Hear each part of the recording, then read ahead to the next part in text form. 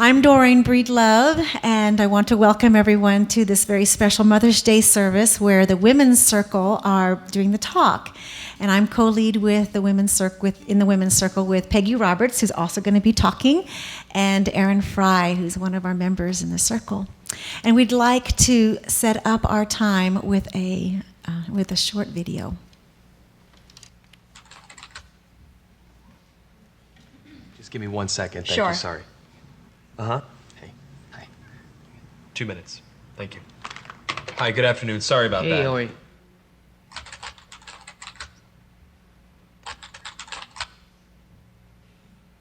Hi, nice to meet you. Nice to meet you as well. Have you ever done one of these interviews over the camera before? No. Well, let me tell you a little bit about the job to get started with. It's not just a job. It's sort of probably the most important job. The title that we have going right now is Director of Operations, but it's really kind of so much more than that. Responsibilities and requirements are really quite extensive. First category for the requirements would be mobility. This job requires that you must be able to work standing up most or really all of the time, constantly on your feet, constantly bending over, constantly exerting yourself, a high level of stamina. Okay. That's a lot. For how many hours? 135 hours to unlimited hours a week. It's basically 24 hours a day, 7 days a week. I'm sure you'll have a chance from time to time to maybe just sit down here and there, yeah? You mean like a break? Yeah. No, there are no breaks available. Is that even legal? Oh, yeah, of course, yeah. Okay, so like no lunch. You can have lunch, but only when the associate is done eating their lunch. I think that's a little intense. No. No, not possible. That's crazy. Now, this position requires excellent negotiation and interpersonal skill. We're really looking for someone that might have a degree in medicine, in finance, and the culinary arts. You must be able to wear several hats. Associate needs constant attention. Sometimes they have to stay up with an associate throughout the night. Being able to work in a chaotic environment, if you had a life, we'd ask you to sort of give that life up. No vacations. In fact, Thanksgiving, Christmas, New Year's, and holidays, the workload is going to go up, and we demand that with a happy disposition. That's almost cruel. That's almost a very, very sick, twisted joke. But when there's time to sleep or... Oh, no time to sleep. Yeah, all-encompassing almost. That's exactly right. 365 days a year? Yes. No, that's inhumane. That's very insane. The meaningful connections that you make and the feeling that you get from really helping your associate are immeasurable. Also, let's cover the salary. The position is going to pay absolutely nothing. Excuse me? No. Nobody's doing that for free. Yeah, pro bono. Completely for free. No. What if I told you there's someone that actually currently holds this position right now? Billions of people, actually. Who? Moms. Yeah. Yeah. Moms. That's awesome. Oh. And they meet every requirement, don't wow. Oh my God. Moms are the best. Yeah, there's no pay. They're 24 hours. They're always there. Now I'm thinking about my mom. they? Yeah, and what are you thinking about her? I'm thinking about all those nights and everything. Thank you so much for everything you do. I know it doesn't seem like I appreciate all of it, but I definitely do.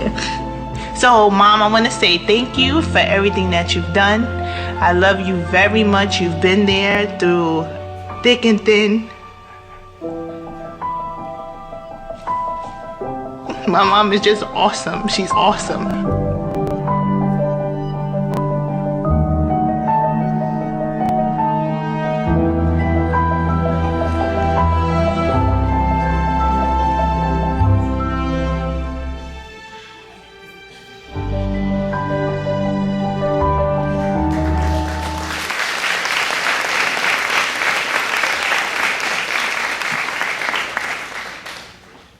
My name's Peggy Roberts, and for 38 years, 4 months, 26 days, and about 22 hours, I've been a mom.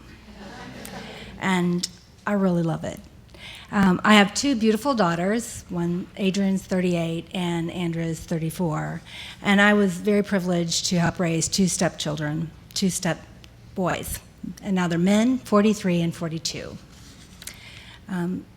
If you can imagine, that was actually 14 years of consecutive high school and about 14 years of consecutive puberty. I was really privileged. It was in the 80s and 90s, and drugs and alcohol were actually in the high schools. So I looked at those high school years and just felt all the time that if I can just get these kids out of high school alive, I was doing a good job. I did a good job. They got out of high school. And about a year after, well, my daughter's been out of high school for 16 years now, and 15 years ago, my oldest daughter, Adrienne, had a car accident. She rolled her car, and in the middle of the night, I got the call. It was really early in the morning. And her husband-to-be, my son-in-law-to-be, said, "Peggy?" And I said, "Yes." And he said, "Everything's okay." And there was a big pause. "Adrienne's been in an accident." I said, "Okay." And I was kind of numb, and I just kind of sat there, and I said, "Well, should I come?" He said, "Well, the doctors are operating on her now." I said, "Okay." So we hung up, and I sat there for a few minutes and kind of let the numbness go away. I drove to the hospital, and the reality started hitting. I really realized after talking to the doctor what had happened.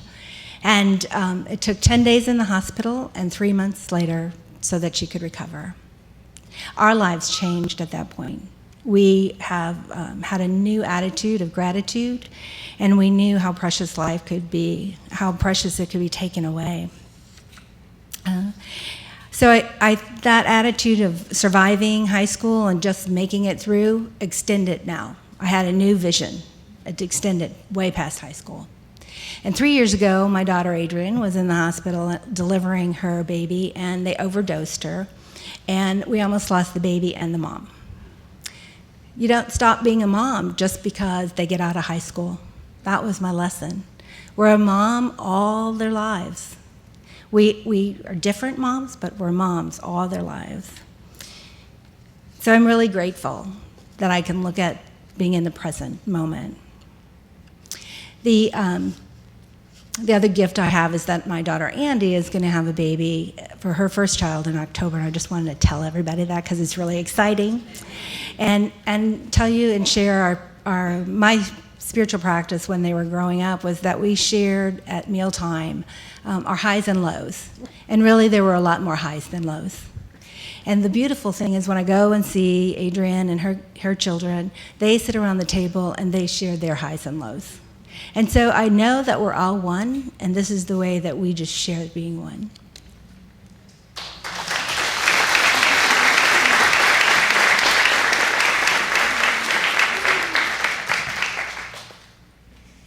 Thank you, Peggy. Again, I'm Dorayne Breedlove, and I'm also Youth and Family Ministry Director here, so I'm real familiar with a lot of your children. And I have 4 children of my own. My eldest is 28. Hi, David. He's in the audience today. Yay, he's my only son, and then I have 3 daughters, 26, 19, and 17. My 26-year-old just had her baby 6 months ago, and so I'm a grandmother. And in the Philippine language, where my mother is from, my heritage, it's Lola. So I'm a Lola. I can be a Lola. And I want to tell a little story about when my 2 younger ones were children, a little younger than they are now, 17 and 19. And we were on a cross-country trip to the East Coast where my family of origin lived. And it was nighttime, and we were down a dark road, and there wasn't a lot of cars out. But what I did see in the headlights, I saw these 2 little lights, little eyes reflecting back. And I stopped the car, and I told my girls, I said, look, there's something coming out of the bushes. And as we watched, it was a mama raccoon with her 2 baby raccoons. And the way she was postured and the way I interpret it, was she was protecting her babies as they were crossing this road. and keeping them safe. And she kept them safe enough for a car, right? She stopped me. And so I watched them, and it became our metaphor, my and my two girls, that I was Mama Raccoon, and they were my baby raccoons. And that's how I saw my life with them. I saw protecting them and keeping them safe and you know, teaching them and things like that, right? Yet now, I'm challenged. I'm challenged because they are growing up. My two older ones I somehow missed this part in a way because I figured I was still director of operations with the two younger ones. But now I'm seeing this, that they are off and running on their path. And I don't like it because they're choosing some things I wouldn't want for them. And I'm challenged by that because I see with my eyes that maybe those choices aren't the best choices for them. Because I know best, right? I know what's right for my kids. Do I? Really? You know, as director of operations, I thought I did. At least I did it for some time. But now they are on their own path. It's their life to live, not my life to live for them. And that's hard. So I have to remember something. I am remembering something. I'm remembering something right now I'm remembering. That there is a director of operations. A director of operations. CEO of life that is in charge, has been in charge of my life and is in charge of their life. That even probably when I was growing up, my parents were looking at me and going, "What's Dorayne doing?" And I think I turned out okay. Here I am. I think I turned out okay. That director of operations has been leading my life, and I've been co-creating with it. So you know what? I can trust that director of operations right now. I can have that faith right now as my children are going down this road, these paths, these twists, these turns. And I can go, wait a minute, yes. I have faith. I trust, and I know that something grander is in charge of their lives. And that is my spiritual practice right now. Of letting go, letting God, and allowing. And I don't have a lot of choice with that because they're going to do it anyway. But it's me, right? It's me, it's in here, so that I can have the peace as I watch them go. And so, I have a new title. You ready? Mama Raccoon Consultant.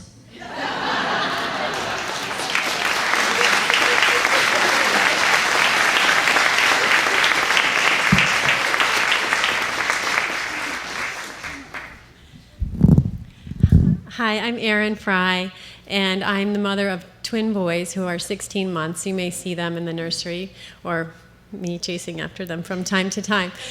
I want to talk about how I use my spiritual practice to get through the day. But before I do that, I want to acknowledge that I would not even be a mother if not for the use of prayer in my life. I had wanted children for many, many years and was unable to conceive. But daily, I would pray with my prayer partners. And I was also had a lot of mental baggage around becoming a mother. There was a lot of stuff that I had to work through in order to grow into the identity of being a mother and to be able to receive my children. And that took, I think we started working on starting a family in 2006. And I have been praying with a certain prayer partner 3 times a week since 2005, and another prayer partner 3 times a week since 2006. And it didn't occur to me till today to realize that that's the mothering and the nurturing that I have received from those prayer partners for years. And so I'm just so grateful that I was able, through prayer, to change my mind, change my beliefs, change everything about me, change the field of energy to be able to receive the children that I now have. So I'm grateful for that.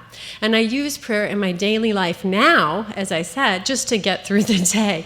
There are days when I am feeling exhausted, overwhelmed, if you've been following me on Facebook, I had a diarrhea issue for 6 weeks in my house with both boys, which has created lots of cleaning to do and running around and just feeling overwhelmed. And there's times I feel very impatient, and there's a lot of other things going on in our lives. And so I rely on my spiritual practice of prayer to recenter, to calm down, to turn impatience to patience, to turn frustration into trust and ease. And if I can't do it for myself, I call my prayer partner, or I call a practitioner here, or I send in a prayer request online. I make that request, and even if I can't get someone to pray for me in that moment, I feel better just knowing that I have made that prayer request, and I know that they're on it, and I know that they're praying for me and my family and holding us in prayer. And the other thing that I do daily is to monitor my thinking, to notice what I'm thinking, because now I'm not only creating my own reality with my thoughts, I'm affecting the reality of my children. I'm affecting their experience. So the importance has really been magnified for me about monitoring my thoughts. And it really, it came into focus for me a while back when I have one son who is very physical. He loves to wrestle from the very beginning. In fact, even in the womb, he was hanging on. When he came out, when he were delivered, he was holding on to the other child. And from the beginning, he has been grabbing onto Johnson and me, and he, even though he's much smaller than Johnson, he will take that guy down. He will wrestle him. So he's very physical, and one time I noticed he was being what I thought was really overly aggressive, and I started to say to him, well, if you do that, no one's going to want to play with you. And I caught myself. I thought, oh, wait a minute. Well, first of all, is that even true? That doesn't have to be true. That doesn't have to be his reality. Why would I be putting that out there? Do I want to create that reality? And I thought, no. So in the moment, I was able to shift my thinking and create an affirmation that I created for myself, which is to know that he finds the right and perfect people to play with and the right and perfect activities where he can use his energy. And ever since I've done that, I've been able to let go of that old belief. I don't even know where that came from. I might do some healing work on that. But I was able to let go of that and not let that interfere with his experience. And ever since then, I haven't really even noticed him being overly aggressive, and we've modified our own behavior and activities to make sure there's lots of channels for him to play and be as physical as he is. Every day we do puff pile at the end of the day, and we jump into pillows, and he loves that. He rolls around. And I just want to focus, before I finish and before we go into prayer, I want to focus on one other spiritual practice that is so important to me that I could not be director of operations in the most magnificent way without this spiritual practice. This is the month we're focusing on miracles. And for me, the practice of visioning is my miracle maker. That is the way that I use to create miracles in my life. It's something I do at least monthly, if not weekly. It's a guided meditation process to receive what is Spirit, God, CEO, whatever. What is that, the divine's idea for me and my family?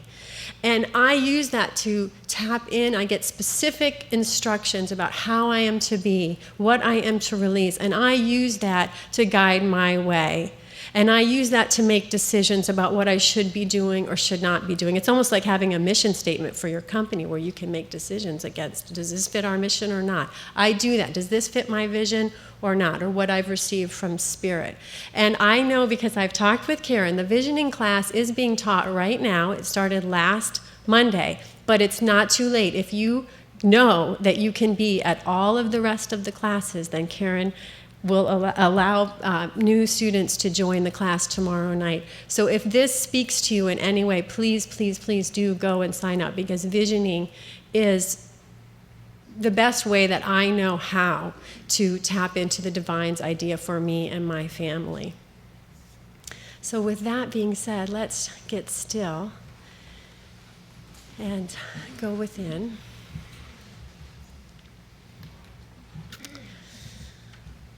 And just taking a moment to relax and know that the power of God is our life.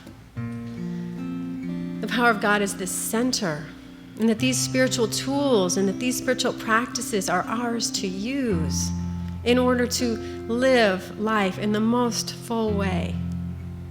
That God is always supporting us. It's always supporting itself as us to create the life of our dreams. It always nurtures and supports us in that unconditional way. And so I'm grateful today to be a part of this Mother's Day service, to be a part of this celebration of life, the miracles that we are, each life, each one of us, the expression of God that each one of us is. And so this day, I'm just knowing that we take this awareness of the miracle of our own life, that we take that out to the world, and that we model that for the children in our lives so that they can acknowledge the miracles that they are. And I'm so grateful to know how magnificent all life is when we wake up to this divine truth, that we live from that knowing, the conscious awareness of the miracle of our own being. So with gratitude for this day of celebration, honoring mothers, honoring divine love, I just surrender this prayer and let it be, and seal it by saying, and so it is.